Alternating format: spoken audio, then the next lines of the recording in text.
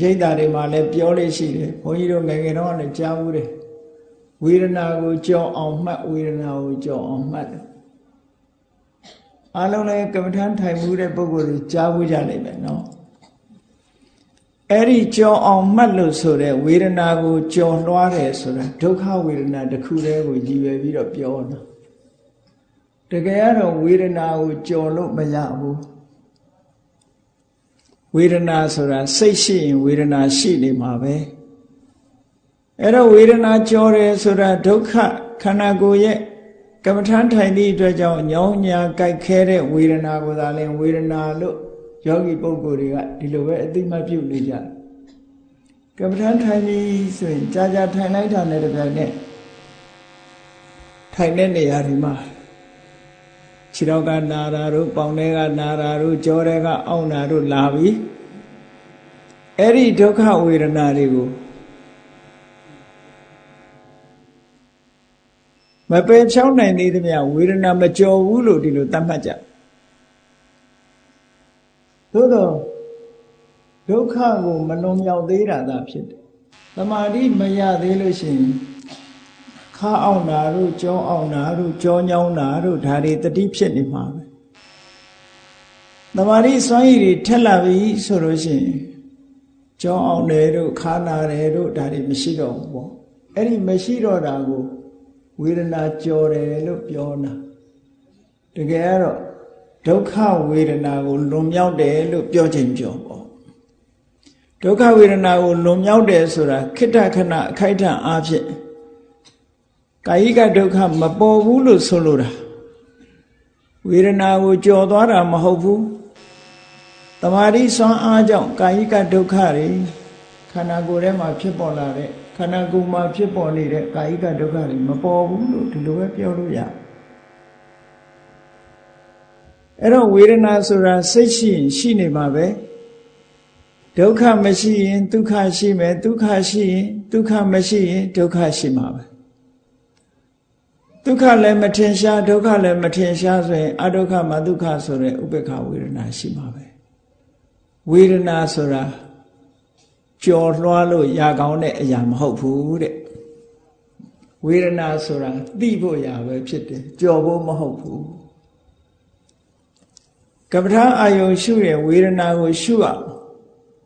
ရှုတဲ့အခါမှာဝေဒနာရဲ့သဘောတဘာဝတွေကိုသိတာသာဖြစ်တယ်ဝေဒနာကိုကြော်တာမဟုတ်ဘူးသိအောင်လုပ်ရမယ်ဒါကိုဆိုလိုတယ်နော်ကိုကကြော်ရမှာဘာကိုကြော်ရမှာတော့ဆိုရင်လောဘမဖြစ်အောင်လောဘကိုကြော်လဲရမယ်ဒေါသမဖြစ်အောင်ဒေါသကိုကြော်ရမယ်မောဟမဖြစ်အောင်မောဟကိုကြော်အောင်လုပ်ရမယ်ဒီလိုဆိုလိုတာဝေဒနာတရားရဲ့သဘာဝတရားတွေကိုသိနေပြီဆိုလို့ရှိရင်ထိုဝေဒနာနဲ့ပတ်သက်တဲ့လောဘဆိုတာမလာဘူးဒေါသဆိုတာလည်းမလာဘူးမောဟဆိုတာလည်းမလာဘူးမာမနတွေအိတ်တာတွေဒါတွေလည်းမလာဘူးဒိဋ္ဌိဆိုတဲ့အမြင်မှားမှုတွေမလာဘူးအဲ့ဒီကိလေသာတွေမဖြစ်ရလေအောင်ဝေဒနာရဲ့သဘာဝကိုကြည့်တာဝေဒနာကိုကြောက်အောင်လုပ်တာမဟုတ်ဘူးဝေဒနာဆိုတာဖယ်ရှားရမယ့်တရားမျိုးမဟုတ်ဘူးသိအောင်လုပ်ရမယ့်တရားမျိုးသာဖြစ်တယ်အဲ့ဒါကြောင့်မို့လို့အမှတ်မမှားကြစိတ်နဲ့ပေါ့ဝေဒနာဆိုတာကမ္မထာရဲ့အာယုံတစ်ခုလို့ဒီလိုပဲသတ်မှတ်ရအောင်အဲ့ဒီကမ္မထာအာယုံတစ်ခုကိုအခြေပြုပြီးတော့ဝေဒနာရဲ့သဘာဝတရားတွေကိုသိအောင်ပဲကြိုးစားရကြော်မကြိုးစားသိအောင်ကြိုးစားကြော်သွားတယ်ဆိုရင်သိပါမလားမသိနိုင်ဘူးကြော်သွားတယ်ဆိုတဲ့နေရာမှာမသိတော့ဘူးဆိုတဲ့အဓိပ္ပာယ်ရောက်တယ်အဲ့တော့ဝေဒနာဆိုတာပရိညေယအသိဉာဏ်နဲ့ပိုင်ပိုင်နိုင်နိုင်သိရမှာဖြစ်တယ်အဲ့ဒါကြောင့်မို့လို့ရှင်အာနန္ဒာကဝေဒနာနဲ့ပတ်သက်တဲ့မေခွန်း9ချက်သက်စွာဘုရားမေးဘူးတယ်ရဟန်းတော်တွေဟာလည်းပဲရှင်အာနန္ဒာလိုပဲမြတ်စွာဘုရားကိုမေခွန်း9ချက်ဝေဒနာနဲ့ပတ်သက်တဲ့မေခွန်းတွေမေးဘူးတယ်မြတ်စွာဘုရားကိုယ်တိုင်ကလည်းတခါအာနန္ဒာကို ဝေဒနာနဲ့ပတ်သက်တဲ့မေးခွန်း9ချက်မေးတော့ရှင်အာနန္ဒာကသူကိုယ်တိုင်မဖြေဘူးအရှင်ဘုရားတဲ့အရှင်ဘုရားဟာတရားရဲ့ပိုင်ရှင်ဖြစ်ပါတယ်အရှင်ဘုရားဟောတဲ့တရားကိုတပည့်တော်တို့ကြားနာခွင့်ရပါရစေပါလို့မြတ်စွာဘုရားကိုပဲဖြေဖို့သူကတောင်းပန်လျှောက်ထားခဲ့တယ်အဲ့ဒီတုတ်တန်3ခုကိုဘုန်းကြီးတို့ပေါင်းပြီးတော့အတိပ္ပယ်ကတူတူမို့ပထမအာနန္ဒတုတ်ဒုတိယအာနန္ဒတုတ်နဲ့တံဘဟုလဘိက္ခုလို့ခေါ်တယ်ယဟန်များစွာရဲ့မေခွန်းနဲ့ပတ်သက်တဲ့ဝေဒနာနဲ့ပတ်သက်တာတွေကိုရှင်းလင်းဟောကြားထားတဲ့တုတ်တန်တစ်ခုနဲ့မှတ်သားကြရမှာအဲ့တော့ဝေဒနာနဲ့ပတ်သက်ပြီးတော့ရှင်းရှင်းလင်းလင်းသိဖို့ရှင်အနန္ဒာကမြတ်စွာဘုရားကိုမေးလို့ဘုရားဖြေတဲ့အတိုင်းရှေးဥစွာမှတ်ကြဖို့ရှင်အနန္ဒာကမြတ်စွာဘုရားကိုမေးတယ်ကတမနုခောဗန္တိဝေဒနာအရှင်ဘုရားဝေဒနာဆိုတာဘယ်ဟာတွေခေါ်တာလဲအဲ့တော့ဒါလည်းစိတ်ထဲမှာစွဲနေအောင်မှတ်ဖို့လို့ဘုန်းကြီးတို့တွေဝေဒနာဆိုတာဘယ်ဟာတွေခေါ်တာလဲလို့ဆိုတာဒီနေရာမှာသဘာဝအားဖြင့်ဝေဒနာ3မျိုးမြတ်စွာဘုရားဟောထားတာရှိတယ်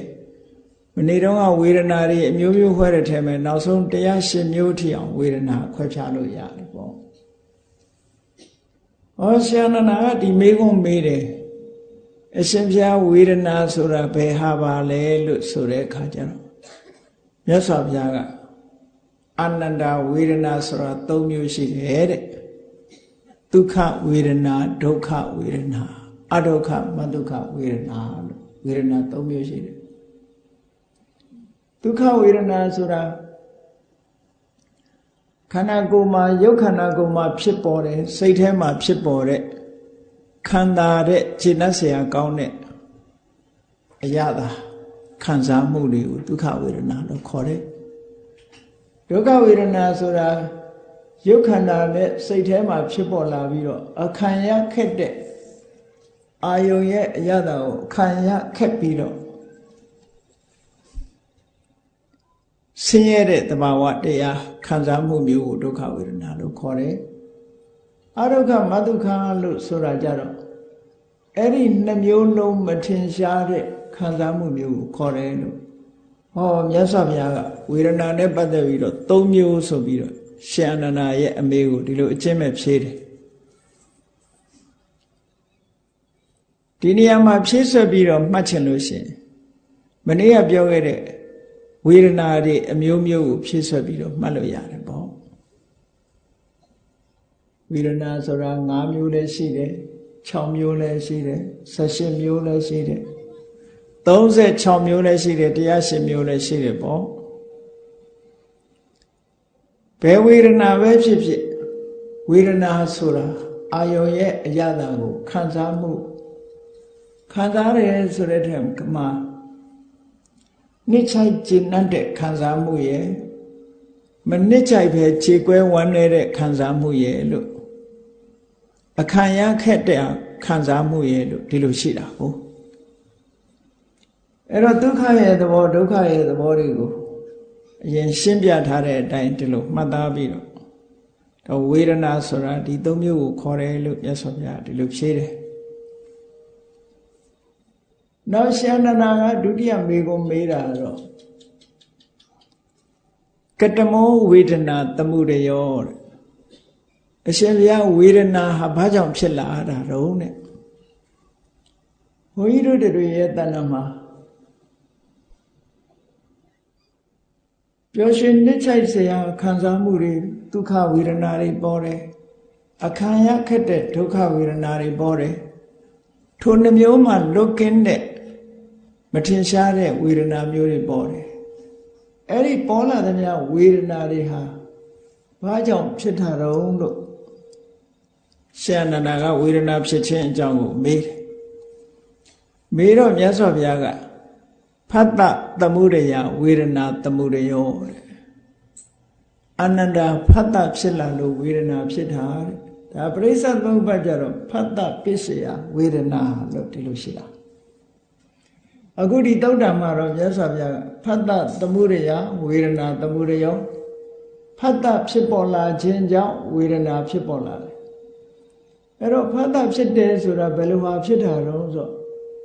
အာယုန်နဲ့စိတ်နဲ့ဆုံစည်းသွားတာကိုဖတ်တဖြစ်တယ်လို့ခေါ်တယ်အာယုန်နဲ့စိတ်နဲ့ဆုံစည်းမှုသဘာဝတရားတစ်ခုကိုဖတ်တလို့ခေါ်တယ်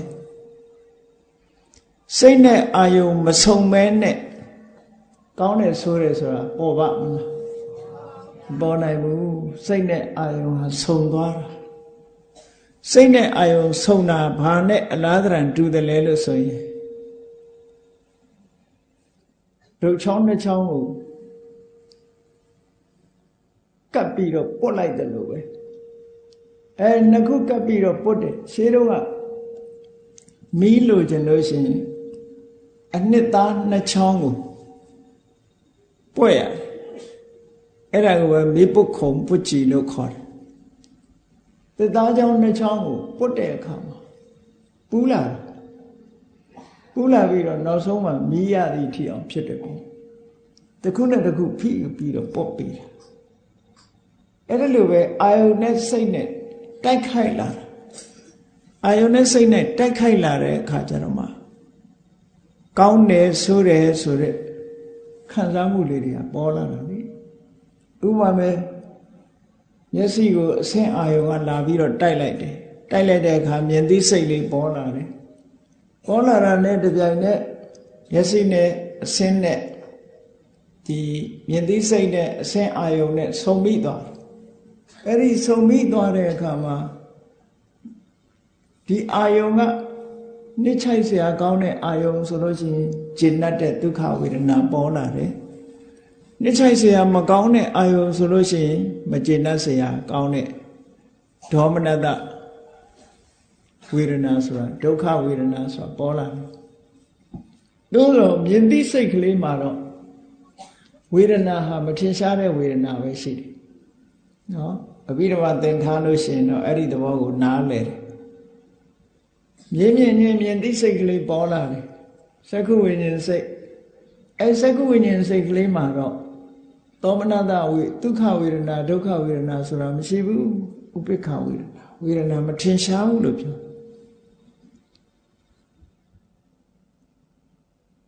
အဲ့တော့ပို့ပြီးတော့ဝေဒနာထင်ရှားလာတယ်ဆိုတာဇောစိတ်တွေကြတယ်အရှိန်အဟုန်တက်လာတဲ့စိတ်တွေထဲကြတယ်မှာကုသိုလ်စိတ်အကုသိုလ်စိတ်ဆိုတဲ့အရှိန်အဟုန်ရှိလာတဲ့စိတ်တွေကြတော့မှ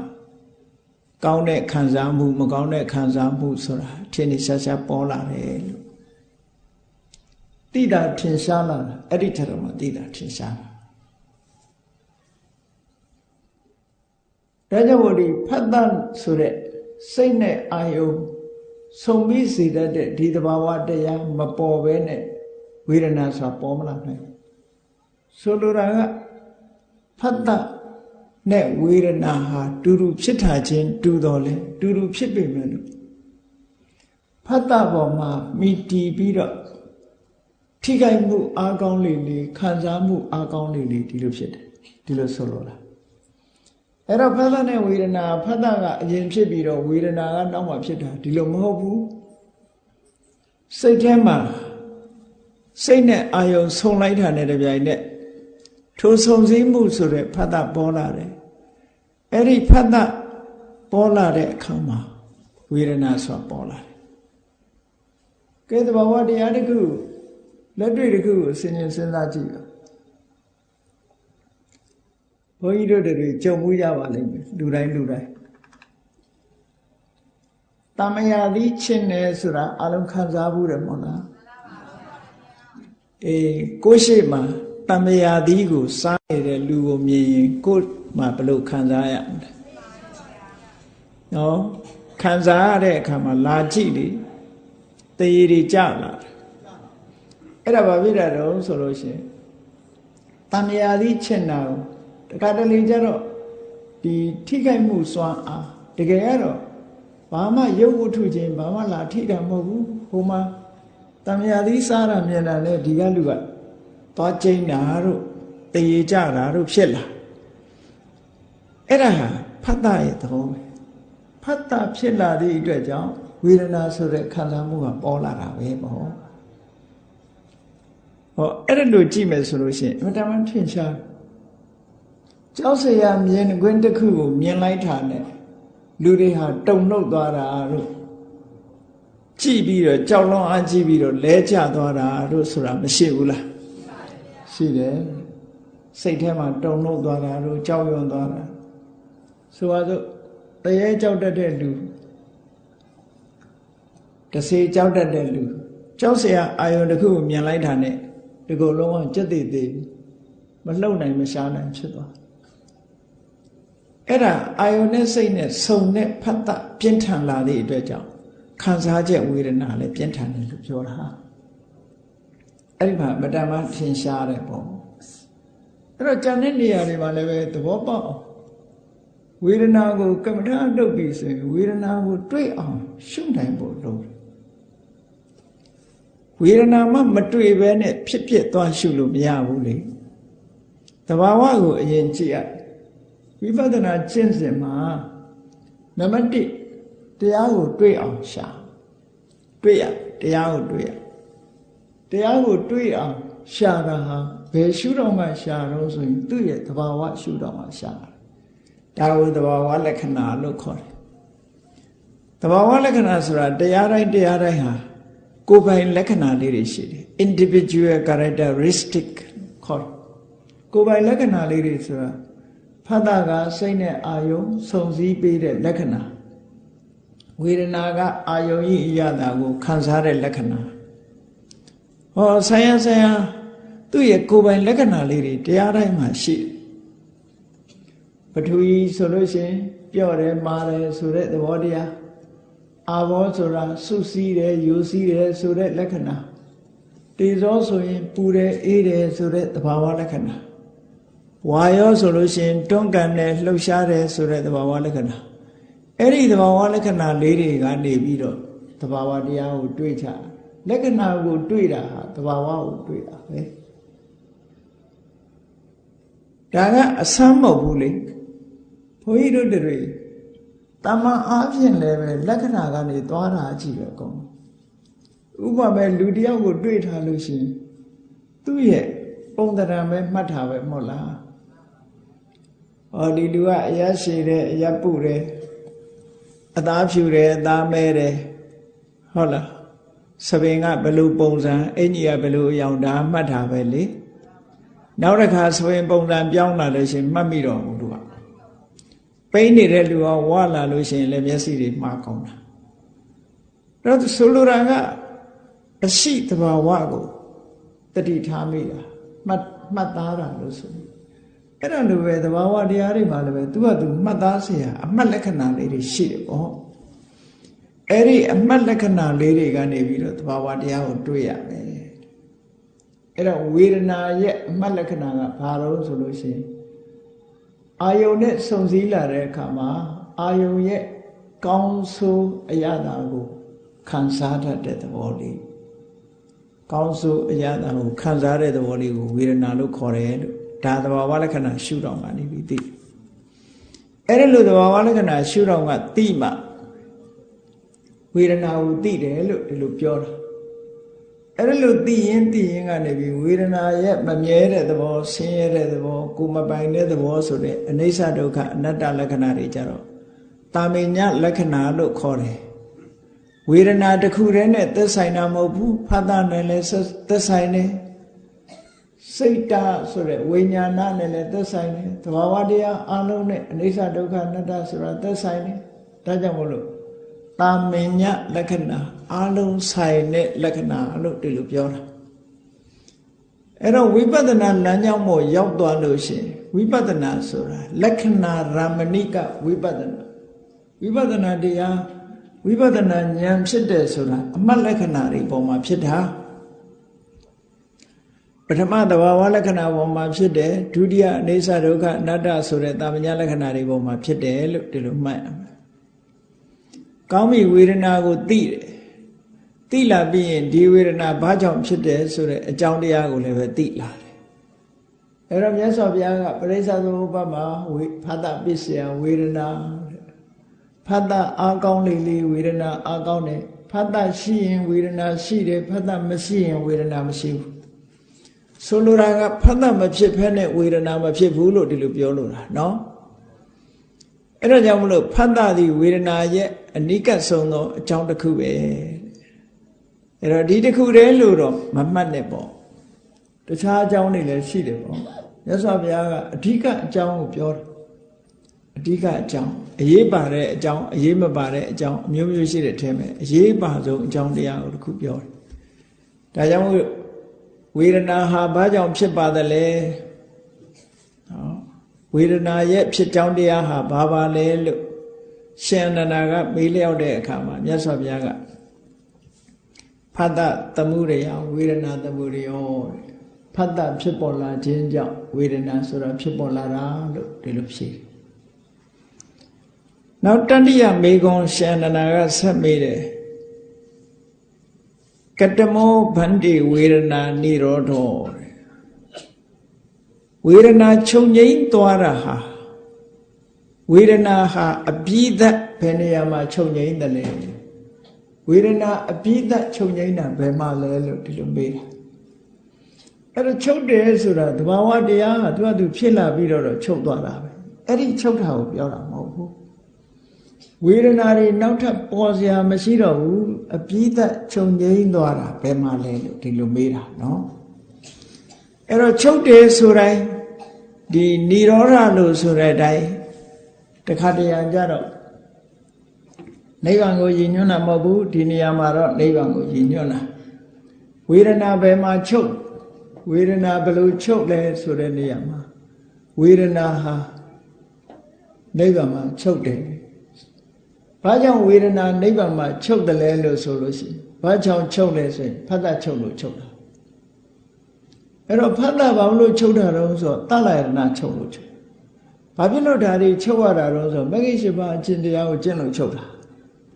သူကသူသဘာဝတရားဆိုတာအနိစ္စသဘောတရားအလိုရဖြစ်ပြီးချုပ်သွားတဲ့အချုပ်မျိုးပြောတာမဟုတ်ဘူးချုပ်အောင်လုပ်လို့ချုပ်တာချုပ်စေတတ်တဲ့အကျင့်တရားတွေကိုကျင့်လို့ချုပ်တာကိုဆိုလိုတယ်လို့ဒီလိုမှတ်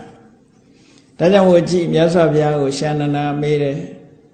ကတမောဝေဒနာនិရောဓောဝေဒနာရဲ့ချုပ်တယ်ဆိုတာဝေဒနာချုပ်ရတရားဘယ်မှာလဲဘုရားလို့ဘယ်ပါလဲဘာပါလဲလို့မေးတဲ့အခါကျတော့မြတ်စွာဘုရားဖတ်တនិရောဓဝေဒနာនិရောဓော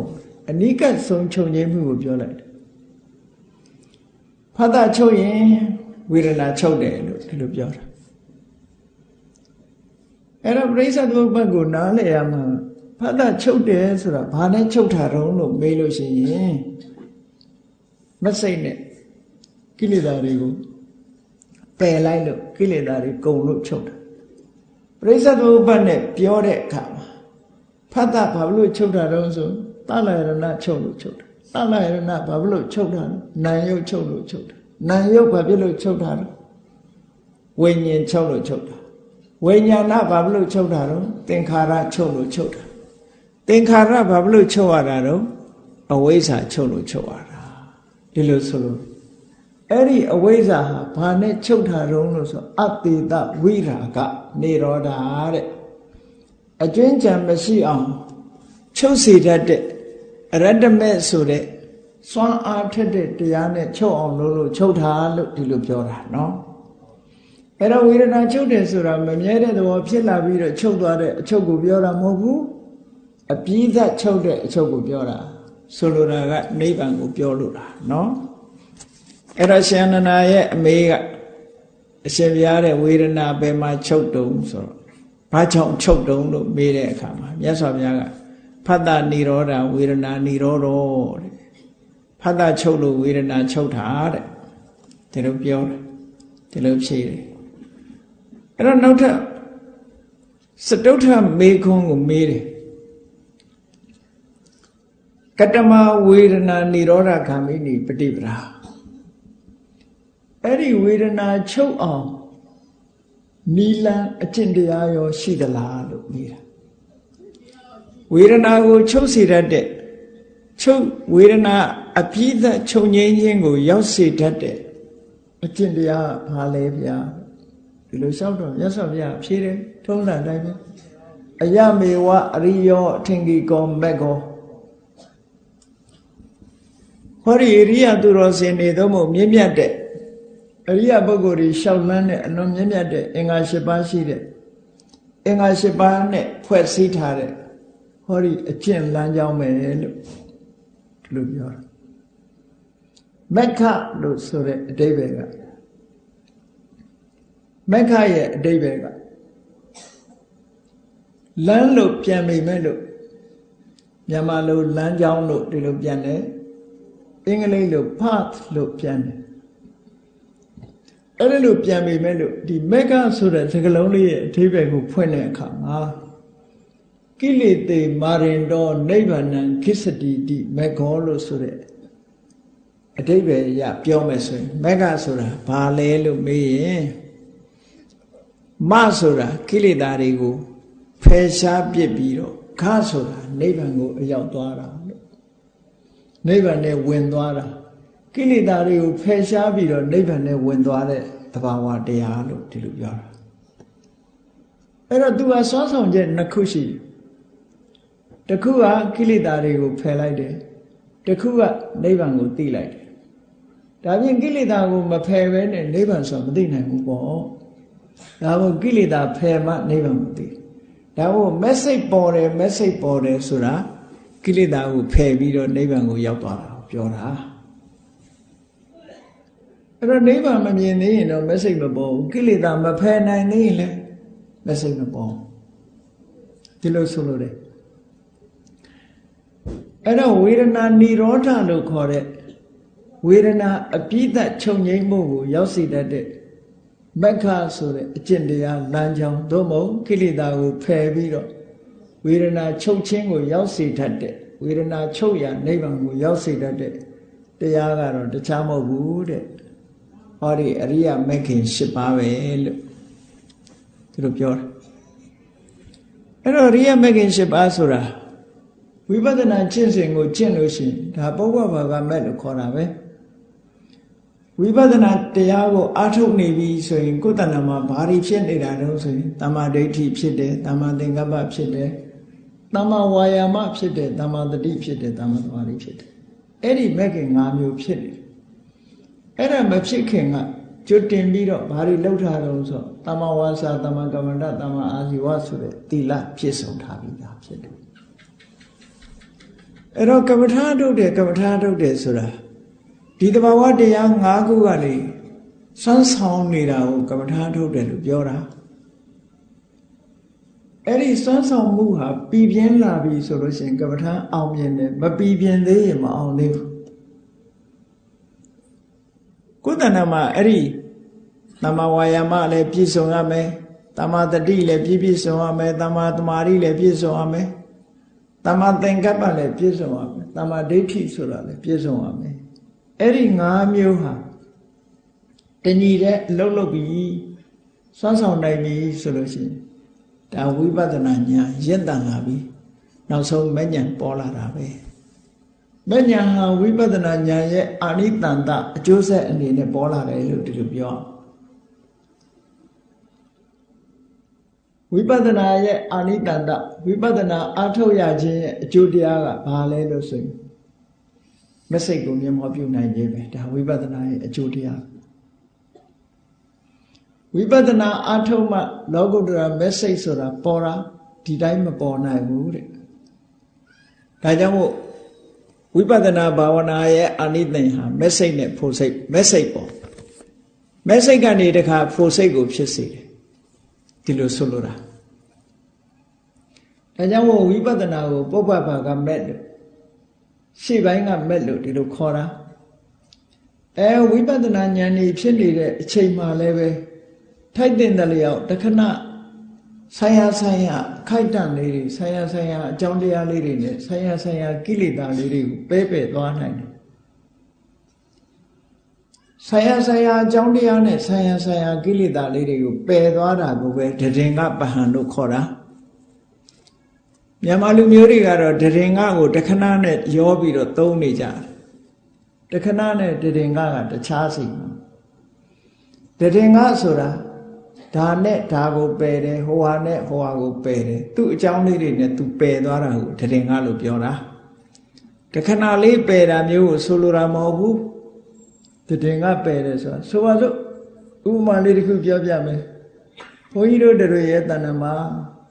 အလောဘဆိုတဲ့တရားဖြစ်ပြီဆိုရင်အဲ့ဒီအလောဘတရားကဘယ်သူ့ကိုပယ်လိုက်တာတော့ဆိုလောဘကိုပယ်လိုက်တာအဒေါသဖြစ်လာလို့ရှိရင်ဘယ်သူ့ကိုပယ်တာတော့ဒေါသကိုပယ်တာအမောဟဖြစ်လာပြီဆိုရင်ဘယ်သူ့ကိုပယ်တာတော့မောဟကိုပယ်အဲ့ဒါလို့အလောဘကအဒေါသကိုပယ်လိုက်တယ်အဒေါသကဒေါသကိုပယ်လိုက်တယ်နော်အလောဘကလောဘကိုပယ်တယ်အဒေါသကဒေါသကိုပယ်တယ်အမောဟကမောဟကိုပယ်တယ်အဲ့ဒါလို့ဆရာဆရာလေးပယ်တာကိုပဲတရင်ကလို့ပြောတာအဲ့ဒါကိုတရင်ကဘာနာလို့ပြောတယ်နောက်တစ်ခုဝိပဿနာဉာဏ်ဖြစ်တဲ့အခါမှာမမြဲတဲ့သဘာဝတရားကိုရှုတော့အနိစ္စဆိုတာမြင်တယ်အနိစ္စလို့မြင်လိုက်တာနဲ့တပြိုင်နက်တသံတရားလုံးထင်းနေလေမြဲတယ်ဆိုတဲ့အမှတ်တင်ညာကြီးနေဆတင်ညာကြီးပျောက်မသွားဘူးလားအဲ့ဒါအနိစ္စဖြင့်နေဆတင်ညာကိုပယ်တယ်လို့ခေါ်တယ်အဲ့ဒါတရင်ကဘာနာတခါဒုက္ခလို့မြင်လိုက်တာနဲ့တပြိုင်နက်ဒုက္ခလို့တန်တရားကြီးထဲမှာထင်းလာခဲ့တာတွေရောပျောက်မသွားဘူးလားအဲ့ဒီလိုပျောက်သွားတာကိုပဲတရင်ကဘာနာလို့ခေါ်တယ်တတန်တရားလုံးအတ္တလို့ထင်လာတဲ့အထင်ကိုအနတ္တဆိုတဲ့တင်ညာဖြင့်ဖယ်ရှားပြစ်တယ်ဆိုလိုတာကဆရာဆရာအကြောင်းတရားတွေနဲ့ဆရာဆရာမှားယွင်းနေတာတွေကိုဖယ်ရှားပြစ်တာကိုတရင်ကဘာနာလို့ခေါ်တာတရင်ကဆိုအခိုက်အတန့်လေးကိုပြောတာမဟုတ်ဘူးသို့တော်မြန်မာလူမျိုးတွေစကားလုံးထဲမှာရေးတဲ့အခါမှာတရင်ကလေးစုံတွေ့ကြတယ်လို့ဘာအမှန်ရေးလို့ရှိရင်တခဏလေးစုံတွေ့တယ်လို့ရေးရမယ်နော်တရင်ကဆိုမမှန်ဘူးအဲ့ဒီစကားလုံးကသုံးနေပြီပဲလို့မှန်အောင်မသုံးတာပါဠိစကားလုံးကိုမှန်အောင်မသုံးနိုင်လို့အဓိပ္ပာယ်တွေမှားယွင်းနေတာပေါ့သုံးထားတာကတစ်မျိုးအဓိပ္ပာယ်ထွက်နေတာကတစ်မျိုးပေါ့မသိတဲ့လူကလည်းအဓိပ္ပာယ်တစ်မျိုးပေါင်းပြောင်းရင်ပြောင်းနေတာပေါ့လေဒီလိုဆိုလို့လားအဲ့တော့ကောင်းပြီဝေဒနာချုပ်ခြင်းလို့ရောက်ကြောင်းဖြစ်တဲ့အကျင့်ဆိုတာမဂ္ဂင်၈ပါးပဲလို့မြတ်စွာဘုရားရှင်နနာကိုဖြေတယ်ဟောနောက်ထပ်မေခွန်း၃ခုထပ်ပြီးတော့မေးသေးတယ်နံပါတ်5မေခွန်းကဘာလဲလို့ဆိုလို့ရှိရင်ကောဝေဒနာယအတ္တတော်အတ္တတော်အရှင်ဘုရားဝေဒနာရဲ့သဘောကျစရာနှစ်သက်စရာဆိုတာပါလဲတဲ့နောက်6နံပါတ်မေးခွန်းကြတော့ကောဝေဒနာယအာရိနောအရှင်ဘုရားဝေဒနာနဲ့ပတ်သက်ပြီးတော့နှစ်သက်စရာမကောင်းတာကဘာလဲတဲ့နောက်နံပါတ်9မေးခွန်းကြတော့ကိဋ္နိတ္တရဏအဲ့ဒီဝေဒနာကနေပြီးတော့လွတ်မြောက်ဖို့အတွက်ဝေဒနာကနေလွတ်မြောက်စေတတ်တဲ့ဝေဒနာရဲ့ထွက်ပေါက်ဘယ်ဟာပါလဲဆိုဟောဒီအချက်တွေကအမတန်မှအရေးကြီးတယ်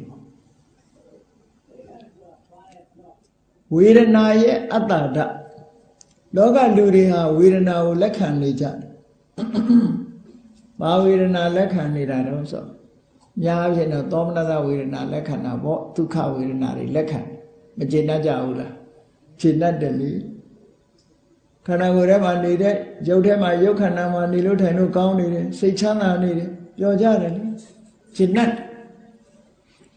ဝေဒနာရဲ့တာယာပွဲဆိုတာဘာပါလဲလို့မေးတော့မြတ်စွာဘုရားကဖြေတယ်ယံဝေဒနံပဋိစ္စအဲ့ဒီဝေဒနာကိုအကြောင်းပြုပြီးတော့တဲ့ဒုက္ခံသောမနတံဥပ္ပစ္စတိချမ်းသာမှုဝမ်းသာမှုဖြစ်တယ်ဝေဒနာကိုအကြောင်းပြုပြီးတော့လူတွေကချမ်းသာမှုဆိုတော့ခံလို့ကောင်းတဲ့အရာတစ်ခုကိုအကြောင်းပြုပြီးတော့လူတွေဟာခံလို့ကောင်းလိုက်တာဆိုပါတော့ဗျာတိဥရုအမတန်ပူတော့လေအေးလေးတိုက်တယ်ကောင်းလိုက်တာဟုတ်ကဲ့လားကောင်းလိုက်တာလို့ပြောကြအဲ့ဒါခံလို့ကောင်းတယ်ခံလို့ကောင်းလို့ကောင်းလိုက်တာလို့ပြောတာဟာဒုက္ခနဲ့သောမနတဝမ်းသာတယ်ကျေနပ်တယ်အဲ့ဒီဝမ်းသာမှုကျေနပ်မှုကလေးကိုဟာဒါဟာဝေဒနာရဲ့ကျေနပ်เสียနှစ်သက်เสียပဲတဲ့အတ္တဓာတ်လို့ခေါ်တယ် အတ္တရဆိုတာ present state နှစ်သက်စရာကောင်းတယ်အလွန်ကျေနပ်စရာကောင်းတယ်ဘယ်ရာပဲဖြစ်ဖြစ်ကျေနပ်စရာမကောင်းဘူးနှစ်သက်စရာမပါဘူးဆိုရင်လူတွေနှစ်သက်ပါမလားနှစ်သက်ပါဘူးဗျာဆိုပါစို့ဟင်းနဲ့ပတ်သက်ပြီးတော့သူကသူနှစ်သက်စရာကောင်းတယ်ငရုတ်သီးမှလည်းပဲသူကငရုတ်သီးကြိုက်တဲ့လူအတွက်နှစ်သက်စရာရှိတာပဲဒူရင်းသီးကလည်းဒူရင်းသီးကြိုက်တဲ့လူအတွက်နှစ်သက်စရာရှိတာပဲနှစ်သက်စရာရှိတယ်လို့မနှစ်သက်စရာလည်းတွဲဖက်ပြီးတော့ပါနေတယ်လေဝက်သားရင်ကြိုက်တဲ့လူကဝက်သားကနှစ်သက်စရာကောင်းတယ်တဲ့ဘာလို့နှစ်သက်စရာကောင်းလို့ဆိုတော့ဗမာတွေကပြောကြတယ်လေအသားမှာဝက်တယ်အသီးမှာတရက်တယ်ဆိုပြီးတော့နော်ဝက်သားကြိုက်တဲ့လူကစာချိုးတာပေါ့အဲ့တော့ဝက်သားကတခြားအသားတွေပို့ပြီးတော့စားလို့ကောင်းပုံရတယ်ကြက်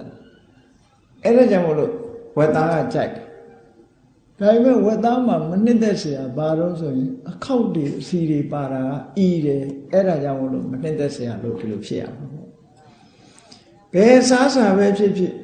ဒူးင်းသီးကြတော့ကြိုက်เสียကောင်းတာကဘာလို့ဆိုလို့ရှိရင်ဒူးင်းသီးအရသာကနှစ်သက်เสียကောင်းတယ်အစင်းရောင်ကလည်းနှစ်သက်เสียကောင်းအနံ့ကြတော့ဆိုးတယ်အသီးမှာလည်းပြင်ဘက်ကဆူးတွေပါတယ်ဆိုးတယ်ဘယ်ကြပဲဖြစ်ဖြစ်ဆိုလိုတာကနှစ်သက်เสียရှိတယ်လို့မနှစ်သက်เสียလေးတွေလည်းရှိသေးတယ်ဝေဒနာမှာလည်းပဲနှစ်သက်เสียရှိတယ်တဲ့ဝေဒနာရဲ့နှစ်သက်เสียကဘာလို့ဆိုရင်ဝေဒနာကိုအကြောင်းပြုပြီးတော့ဖြစ်ပေါ်လာတဲ့ဒုက္ခသောမနတတွေရှိတယ်အဲ့ဒါဟာဝေဒနာရဲ့နှစ်သက်เสียပဲဝေဒနာရဲ့မနှစ်သက်เสียကဘာလဲလို့မေးတဲ့အခါကျအဲ့ဒီဝေဒနာဟာမတည်မြဲဘူးပြောင်းလဲတတ်တယ်အဲ့ဒီမတည်မြဲတာပြောင်းလဲတာမကျေနပ်စရာကြီးပဲပေါ့ဒီလိုဆိုလိုတာပေါ့ဘုန်းကြီးတို့တွေလူသုံးကုန်ပစ္စည်းနဲ့ပတ်သက်ပြီးတော့ပြောကြတယ်မဟုတ်လားဒါလေးကလှတယ်သို့တော့ကြာရှည်မခိုင်ဘူးလှသည့်အတွက်ကြောင့်နှစ်သက်စရာတော့ကောင်းတယ်ကြာရှည်မခိုင်သည့်အတွက်ကြောင့်ကျေနပ်စရာမကောင်းဘူးဟုတ်ကဲ့လားလူတွေပစ္စည်းရွေးတဲ့အခါကျတော့ဘယ်လိုရွေးလှလဲလှတယ်ကြာရှည်လဲခန္ဓာမရွေးပေဘူးလားရွေးတယ်အဲ့တော့အားနည်းချက်ကလေးတွေရှိတယ်ပေါ့ဝေဒနာမှာလည်းပဲအာသာချက်ရှိတယ်အားနည်းချက်ရှိတယ်အဲ့တော့နားလည်အောင်ပြောရရင်အာသာချက်ကိုအတ္တရလို့ခေါ်တာအတ္တရရဲ့အဓိပ္ပာယ်ကနှစ်သက်စရာကောင်းတဲ့ဟာကျေနပ်စရာကောင်းတယ်အာဓိနဝဆိုတာရဲ့အဓိပ္ပာယ်ကအပြစ်အနာစာကျေနပ်စရာမကောင်းတဲ့ဟာအာဓိနဝလို့ခေါ်တယ်ဘယ်ရာပဲဖြစ်ဖြစ်ဒီတိုင်းပဲလူတွေမှာလည်းပဲဒီတိုင်းပဲဟာဒီလူကတော့ဒါတော့အမတန်မှဒီလူကသဘောကျစရာကောင်းတယ်ဒါပေမဲ့ဟိုကိစ္စကြတော့ဒီလူကမကောင်းဘူးလို့ဟောအကောင်းနဲ့မကောင်းတာမလာပေဘူးလားအမြဲတမ်းအကောင်းနဲ့အဆိုးကတော့တွဲလာနေတတ်တယ်အခုဝေဒနာမှာလည်းပဲအတ္တရာဆိုတာအကောင်းတာကောင်းဘက်ကလေးကိုပြောတာနော်အာရိနဝဆိုတာဆိုးတဲ့အပိုင်းကိုပြောတာအဲ့ဒါလို့မြင်တတ်ရမယ်လို့ဆိုလိုတယ်အရာရာမှာခွဲခြားပြီးတော့မြင်တာ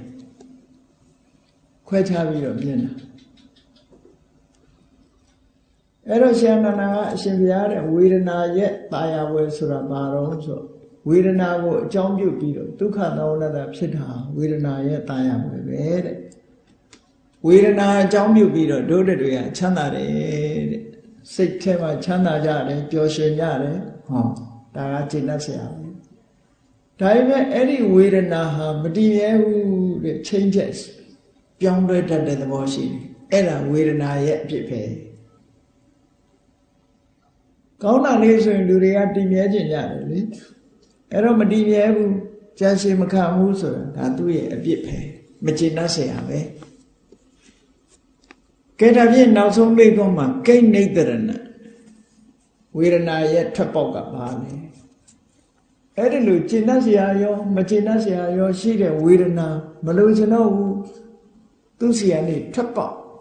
ဘယ်လိုရှာရမလဲဘယ်မှာဝေဒနာတွေအဆုံးသတ်မလဲဘယ်လိုထွက်ပေါက်ရှာမလဲလို့မေးတဲ့အခါကျတော့မြတ်စွာဘုရားကသန္တရာဂပဟာနံဝေဒနာပေါ်မှာတွေ့တာနေတဲ့တ ဏှာကိုဖယ်ရှားရမယ်လို့ဒီလိုပြောတာနော်ယောဝေဒနာယသန္တရာကဝိနယောသန္တရာကပဟနံဣဒံဝေဒနာယနေတရဏံတဲ့သန္တရာဂဆိုတာသန္တဆိုတာလိုချင်တာရာဂဆိုတာတတ်မဲ့တာဒီနှစ်ခုစလုံးဟာတဏှာကိုပဲပြောတာဝေဒနာကိုလိုချင်နေတယ်တတ်မဲ့နေတယ်ဆိုတဲ့တရားကိုဖယ်ရှားရမယ်တဲ့အဲ့ဒါထွက်ပေါက်ပဲဟုတ်တယ်ဗောဘုန်းကြီးတို့တွေပစ္စည်းလေးတစ်ခုကိုရယူခြင်းပစ္စည်းလေးတစ်ခုမှာကြိုက်စရာတွေရှိတယ်မကြိုက်စရာတွေလည်းရှိတယ်နှစ်သက်စရာတွေပါတယ်မနှစ်သက်စရာတွေပါနှစ်သက်စရာကြည့်ပြီးတော့လိုချင်တယ်မနှစ်သက်စရာကြည့်ပြီးတော့စိတ်ပြတ်တယ်လိုချင်မှုရှိနေသေးသမျှလူမှာစိတ်တော့ကရှိနေတယ်အဲ့တော့ဘာလုပ်ရမှာတော့ဆိုလိုချင်တာကိုဖယ်ဖို့ပဲလိုတယ်ပေါ့လိုချင်တာကိုဖယ်လိုက်ရင်ထွက်ပေါက်ရသွားပြီနှစ်သက်စရာကောင်းတာကျင့်တတ်စရာမကောင်းမှုဆိုတဲ့ဒီပစ္စည်းလေးပေါ်မှာတွေ့တာမှုမရှိတော့ဘူးတဲ့ဒါထွက်ပေါက်ရသွားအဲ့ဒီတိုင်းပဲသဘာဝတရားတွေအားလုံးဟာဒီတိုင်းပဲဟောရှန္ဒနာကဒီလိုမေးခွန်းတွေမေးတဲ့အခါမှာမြတ်စွာဘုရားကဒီလိုဖြေရှားတာနော်ဒီလိုဖြေရှားလိုက်တယ်မေခွန်းပေါင်း9ပုဒ်အဲ့ဒီမေခွန်းတွေဒါတွေနဲ့ပတ်သက်လာလို့မြတ်စွာဘုရားသခင်ကိုရောမြတ်အလောင်းတော်ဘုရားကလေးကဒီအချက်လက်တွေကိုစဉ်းစားပြီးတော့ရှုစင်ရင်သုံးသပ်ခဲ့အခုမှသုံးသပ်တာမဟုတ်ဘူးဘုရားလောင်းကမ္မထာအထုတ်တဲ့အချိန်တုန်းကဒါတွေကိုမေးခဲ့တယ်ကိုယ့်အကူစမ်းစစ်လေ့လာခဲ့တယ်အေးဝေဒနာဆိုတာဘယ်ဟာလဲနော်ဝေဒနာဖြစ်ကြောင်းတရားကဘယ်ဟာလဲဝေဒနာချုပ်ကြောင်းတရားဆိုတာဘယ်ဟာလဲဝေဒနာချုပ်ရသို့ရောက်ကြောင်းအကျင့်ဆိုတာဘယ်ဟာလဲဝေဒနာရဲ့တာယာဝယ်ဆိုတာဘယ်ဟာလဲဝေဒနာရဲ့အပြစ်အနာစာဆိုတာဘယ်ဟာလဲဝေဒနာရဲ့ထွက်ပေါက်ဆိုတာဘယ်ဟာလဲလို့စူးစမ်းလေ့လာခဲ့ဘူးတယ်စူးစမ်းလေ့လာတဲ့အခါမှာဒီအဖြေတွေဟာအလောင်းတော်ဘဝကလေးကပဲရရှိခဲ့တယ်ဖျားဖြစ်လာတဲ့အခါကျတော့ဒီအဖြေတွေကိုပိုင်ပိုင်နိုင်နိုင်သိတာဘယ်သူစီကမှသင်ရတာမဟုတ်ပဲနဲ့တပည့်ဆက်ကြထဲမှာပါတဲ့အတိုင်းပုပ္ပေအနတ္တုတေတုဓမ္မေတုစက္ခုံဥဒ္ဒပတိဆိုတာဘယ်တော့မှမကြားဘူးခဲ့တဲ့အဖြေတွေဝေဒနာနဲ့ပတ်သက်တဲ့တရားဓမ္မတွေအချက်လက်တွေကိုမြတ်စွာဘုရားရဲ့တဏ္ဍာမှာအသိဉာဏ်တွေဖြစ်ခဲ့တယ်ပြောတာနောက်တုတ်တန်တစ်ခုမှာဆိုလို့ရှိရင်မြတ်စွာဘုရားကဘာဟောတော်တော့ဆို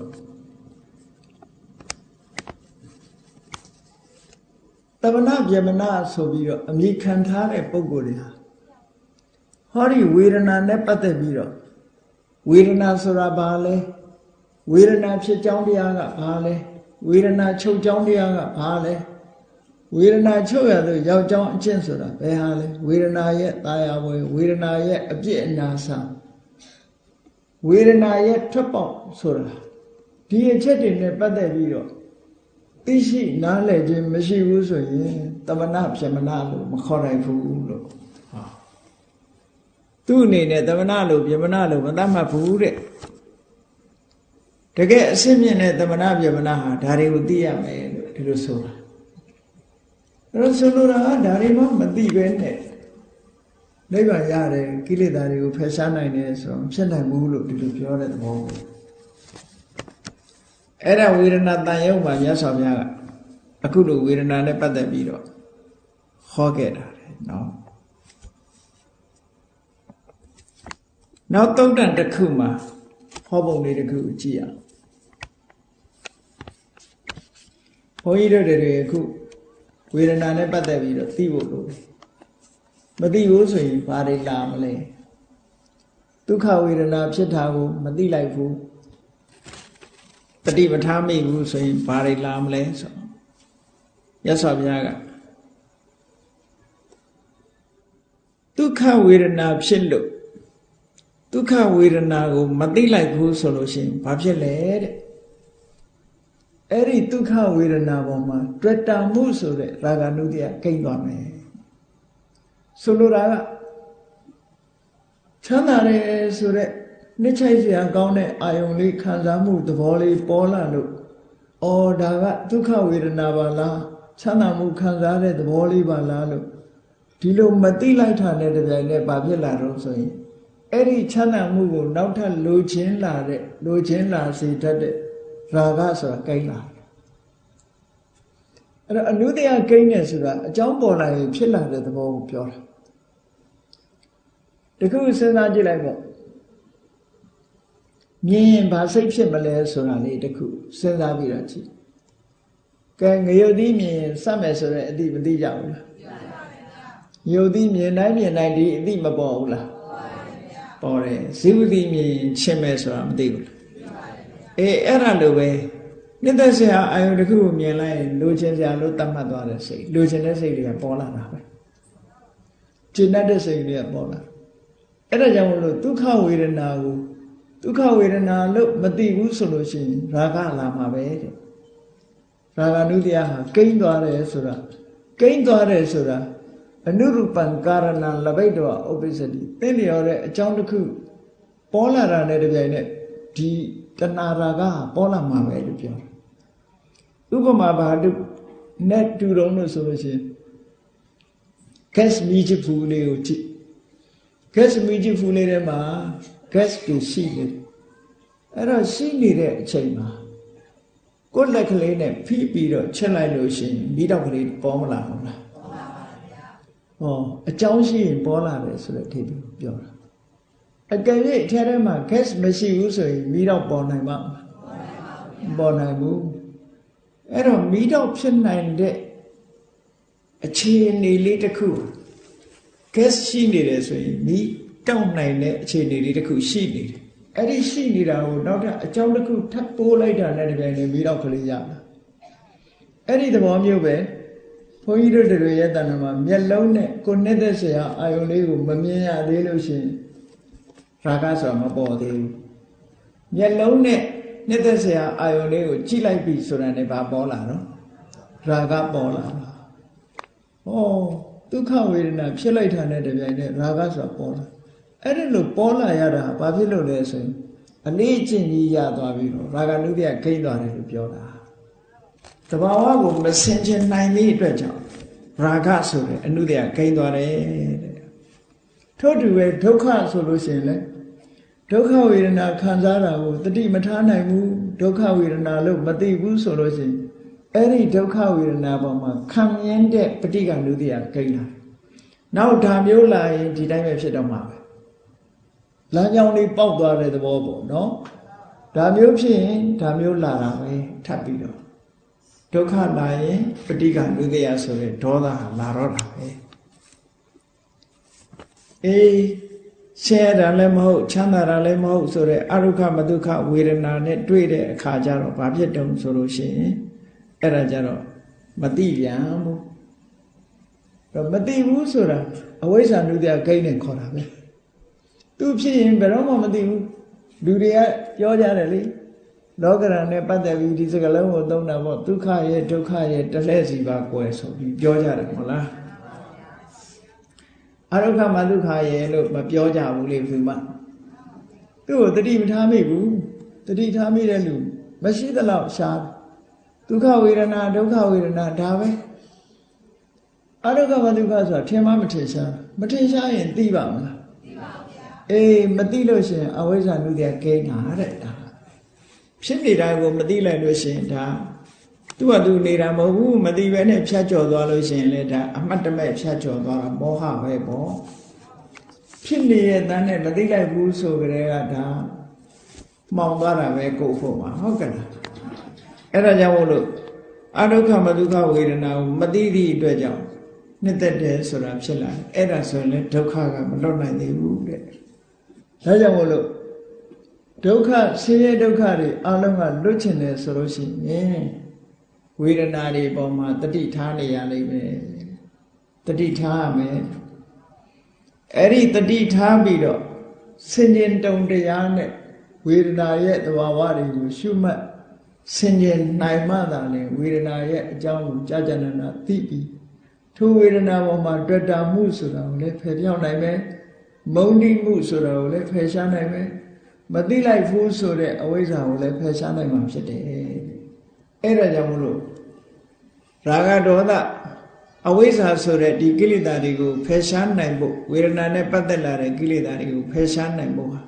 ဝေဒနာကိုမှန်မှန်ကန်ကန်သိဖို့အရေးကြီးဆုံးပဲဒီလိုဆိုလို့ဒါကြောင့်မို့လို့မြတ်စွာဘုရားသခင်ကိုရမြတ်ကဝေဒနာနဲ့ပတ်သက်တဲ့သုတ္တန်တွေဟောတယ်ဒါကြောင့်မို့တရားချက်ခင်သူတော်စင်ပြိဿအပေါင်းလို့ဒီကနေ့မြတ်စွာဘုရားသခင်ကိုရမြတ်ဟောကြားတော်မူခဲ့တဲ့တရားဒေသနာတော်တွေကဝေဒနာနဲ့ပတ်သက်ပြီးတော့လေ့လာစရာအချက်9ချက်ကိုအဓိကထားပြီးတော့လေ့လာသိရှိကြရပြီဝေဒနာဆိုတာဘာလဲဝေဒနာရဲ့အကြောင်းတရားကဘာလဲဝေဒနာရဲ့ချုပ်ကြောင်းတရားကဘာလဲဝေဒနာချုပ်ကြောင်းချုပ်ရနိဗ္ဗာန်ကိုရောက်စေတတ်တဲ့အကျင့်တရားဆိုတာဘာလဲဝေဒနာနဲ့ပတ်သက်ပြီးတော့ခြေနှက်เสียကဘာလဲမခြေနှက်เสียတွေကဘာလဲဝေဒနာရဲ့ထွက်ပေါက်ဆိုတာဘယ်ဟာလဲဆိုတာပိုင်ပိုင်နဲ့သိရှိအောင်ကြိုးစားအားထုတ်ကြရမှာဖြစ်တယ်လို့ကိုယ်စီကိုယ်ကသဘောကျပြီးတော့ကျင့်ကြံကြိုးကုပ်အားထုတ်တော်မူနိုင်ကြပါစေကုန်သတည်း